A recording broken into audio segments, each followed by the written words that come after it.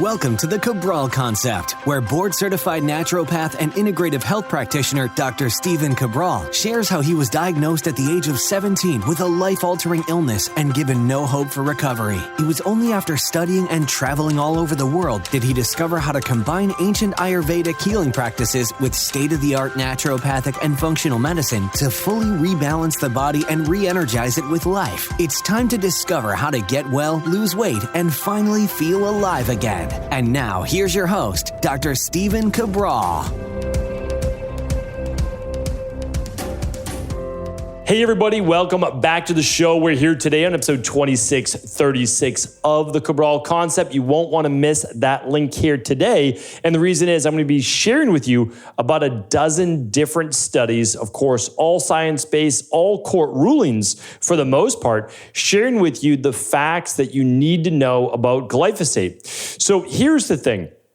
Glyphosate has been around for a long time. It's been around being sprayed our environment for about 60 years now. And when we start to look at all of the damage that has been done mainly over the last 40 years by farmers using this on the crops, it has begun to affect our ecosystem. What I shared on previous Friday review podcast, how it's literally destroying or has an effect on over 90% of our environment and also species such as bees and much more that we need for pollination of flowers and crops, etc. But besides that, it's ending up in our water. It's ending up even in organic-based produce. And that is because of its just prevalence all over the world now. So there are countries, which is a great thing, starting to ban the use of glyphosate. If you don't know what glyphosate is, it is the most popular weed killer in the entire world. So it's considered an herbicide, but if you look at the grand scheme of things, it can fit into a lot of people place it in the pesticide bundle, et cetera, but it's not. It's an herbicide. It's mainly a weed killer, but it's literally now bred into certain crops, genetically modified organisms that aren't truly foods anymore. They are organisms that we've created in a lab in order to be able to better withstand Roundup Ready GMO sprays, such as a glyphosate-based spray. So you might say, well, what's the big deal overall? So the thing is that in the beginning, the use of glyphosate in order to be able to spray fields a couple weeks before harvest to kill all the weeds so they would be out of the way, and then you'd just be able to get the crops, kind of no big deal. But then, and this is around 1974, Monsanto introduced this into overall conventional-based farming in order to then be able to move forward with genetically engineered corn, oats, soybean, and wheat, and there's others now, and that would allow for larger yields. Now, the other thing it began to promote is with residential use. So before, they would maybe supply farmers with masks and these hazmat suits to go out and spray, and you'll see why in just a moment. But then they started allowing it in Home Depot and just your local garden store in order to be able to just go around and spray it on weeds, and it does a very great job at killing weeds, of course. But the problem is that we've seen over the last 20 plus years a 20x times use in glyphosate in the environment. So that means it's maybe on your neighbor's lawn, it's on your food. We gave you the dirty dozen that it's mainly sprayed on, and so I want you to go back. I'll link to that episode 2636 here today. So again, everything will be at stephencabral.com/2636. And we'll link up to you can actually print out the dirty dozen foods. Those are the ones that have the most spray on them, the most herbicides, pesticides, fungicides, etc.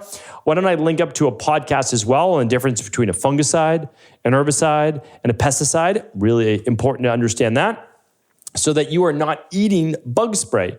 Because in just 1 minute, I want to share with you why we know, again, people used to say maybe 10 years ago, maybe 15 years ago. It's a conspiracy theory. There's nothing wrong with using Ready Roundup or Roundup Ready-based sprays. There's nothing wrong with glyphosate. It's allowing to larger yields. There's nothing wrong with GMO foods. It enables us to feed the whole world, where we just know that that's not true. Like, that's not what's being done in any way, shape, or form. It's actually patented-based seeds that people can use for greater profit. That's the truth. There's no way that a man-made food is going to be better than what nature could provide us.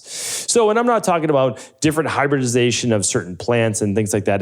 These things also occur in nature as well. I'm talking about in a lab, infecting this particular food with a specific virus and potentially heavy metals in order to then make it more Ready Roundup based resistant and allow it to just be sprayed to a much higher degree. So now what I wanted to share with you, though, are the glyphosate facts that you may not have ever heard about before. So we're going to go through that, and then we're going to go through a few disturbing ones of glyphosate in the news over the past 5 years.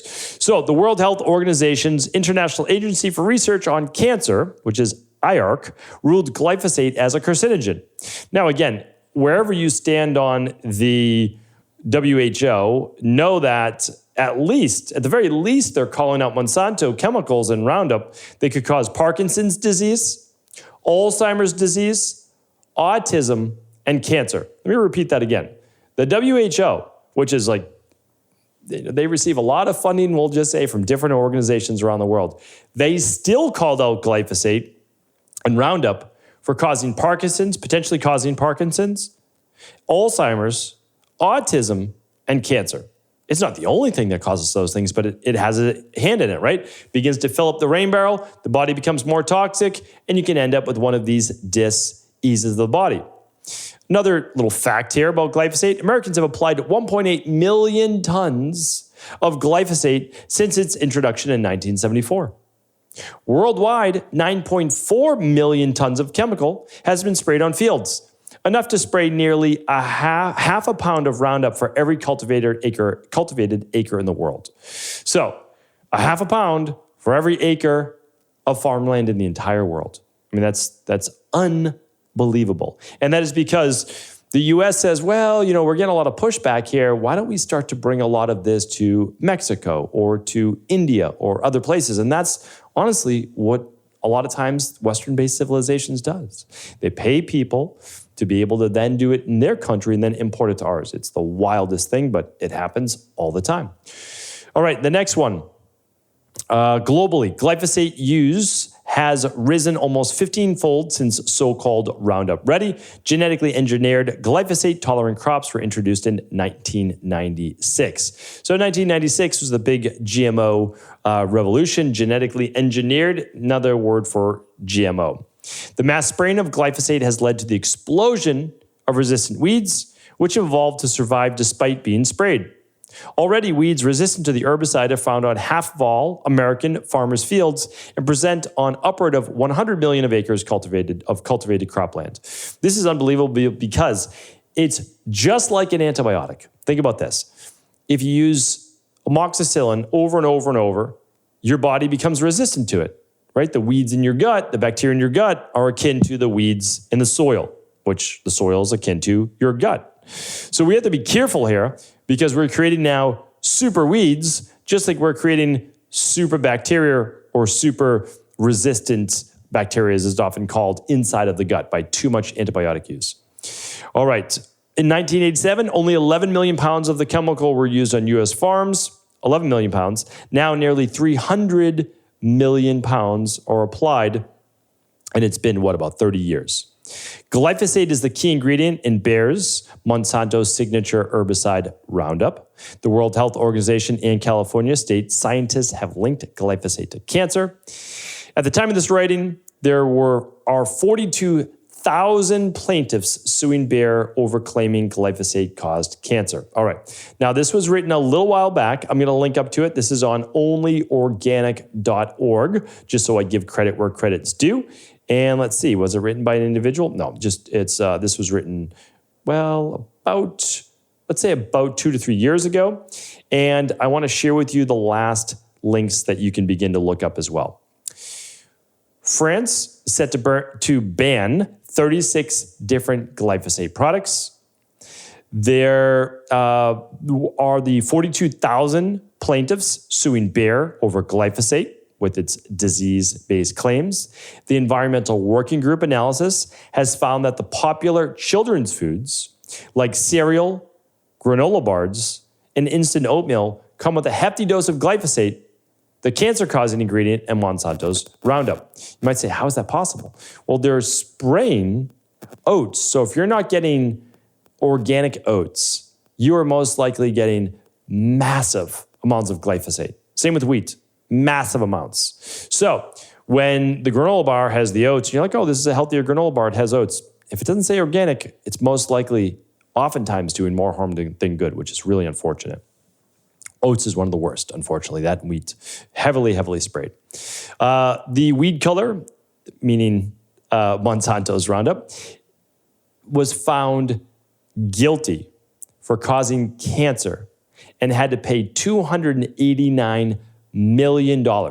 So for anybody out there saying it's no big deal, organic versus non-organic, etc., they admitted fault, were found to be wrong, and had to pay $289 million. It's just in one case. Jurors say Roundup contributed to a second man's cancer. The first one was actually, I believe he worked at a school. Don't quote me on that. But he was the one who was spraying it. And he got some on his hands. And over time, it caused cancer. $2 billion verdict against Monsanto is the third to find Roundup caused cancer. $2 billion. Glyphosate is shown to disrupt the microbiome even at safe levels. I've shared this with you before. This is really important.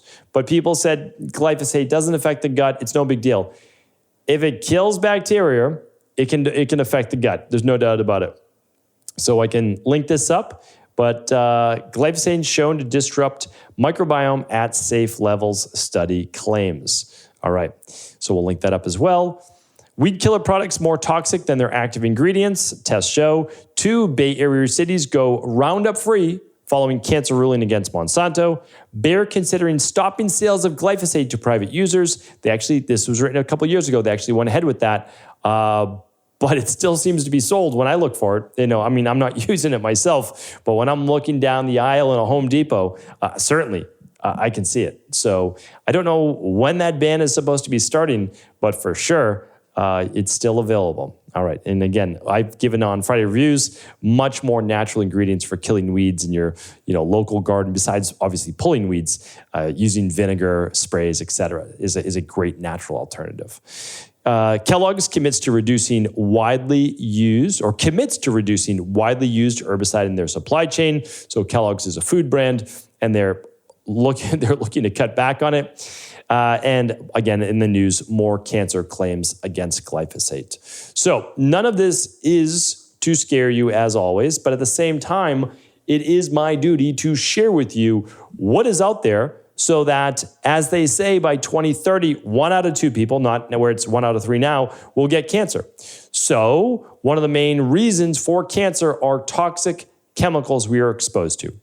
On the skin, the food we put in our mouth, the air we breathe, the water we drink. That's why I'm always saying, get a good air filter, get a good water filter, and what you want to do as well is eat food that isn't sprayed with pesticides. I know people can't buy all organic all the time. I understand. Sometimes it's not even available. But what we can do, or eliminate the top 12 to 20 foods that are sprayed, and for the ones that are on the Clean 15, which again I will link up, those ones, well, they don't have as much spray, which is you're then okay to eat those even if you can't find them organic, all right? So we will link all of that up at stevencabral.com/2636, along with the only organic article that I just pulled from. It's a great article, and I like to give credit where credit's due, and very rarely am I able to just bring you one entire article, but this actually then links to about a dozen other news sources of all of the different updates. And so feel free to check this out. Again, I'm a big supporter of companies doing great things, Environmental Working Group, which is the EWG, and other, again, communities, local farmers. I'm a huge supporter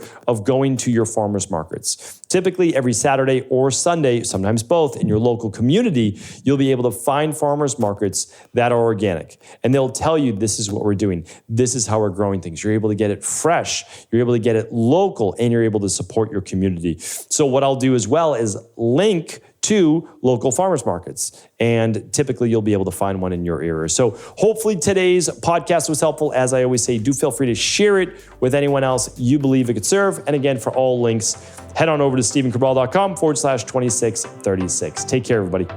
Are you ready to heal yourself and then go on to heal others? If so, the Integrative Health Practitioner Institute can help you discover proven functional medicine protocols that blend the best of 7 different healing disciplines from around the world. I personally share with you the exact handouts and protocols I use in my private practice that enable people to get well, lose the weight, and live longer, stronger.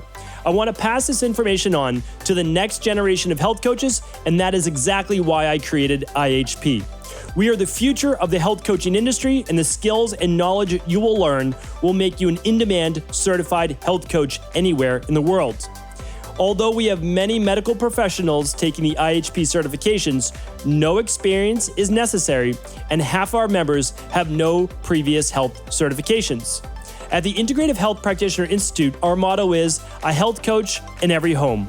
Our goal is that you take this knowledge and then share it with family, friends, loved ones, your community, or in a practice where you create a career you love and can be proud of. The global IHP community is filled with some of the most kind and caring people in the world, and we can't wait to welcome you into our world soon.